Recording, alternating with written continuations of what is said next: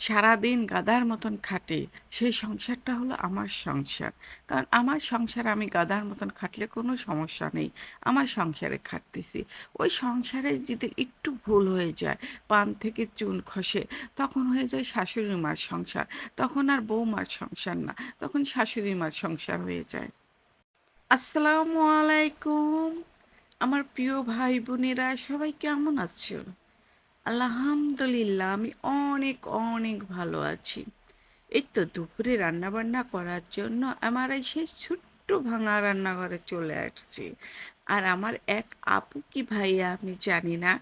আমি এই ছোট্ট রান্নাঘর কথা বলে দেখি আমাকে মানে কেমন করে যেন মেসেজ দিয়েছে যে, "আপু তোমার লজ্জা করে না? তুমি খালি বলো যে তোমার ছোট্ট ভাঙা রান্নাঘর।"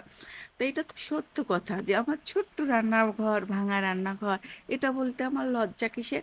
আমি তো মিথ্যা কথা বলছি না। যে আমার রান্নাঘর এমন অমন। আমার ভাঙা রান্নাঘর, আমি সেই ভাঙা রান্নাঘরেরই প্রশংসা করি। আর কি রান্না করছি সেটা তো বলাই হয়নি। আর আমি প্রতিদিন যা রান্না করি, প্রতিদিন যা খাই সেটাই আমি একটু করে ভিডিও করি। করে একটু শেয়ার করে দেই। আমি ভিডিও করার জন্য এক্সট্রা কোনো আহামরি রান্নাবান্না করি না। আমরা গ্রামের মানুষ, সাদামাটা মানুষ, সহজ সরল মানুষ, সহজ সরলভাবে রান্না করি। আজ দুপুরে রান্না করতেছি দেখতেই তো পেলেন পেঁয়াজ মরিচ দিয়ে বেগুন ভাজি করলাম। চাক, চাক করে পেঁয়াজ মরিচ দিয়ে বেগুন ভাজি করলাম। আর এখানে এখন রান্না করব গুচি মাছ দিয়ে, আলু দিয়ে, বেগুন দিয়ে একটু পুরপুরির মতন ঝোলও না, আবার একটু চটচটেও না। থকথকার মতন করব।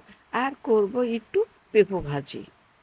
যাই হোক, যে কথা বলতে বলতে বাদ দিয়েছি।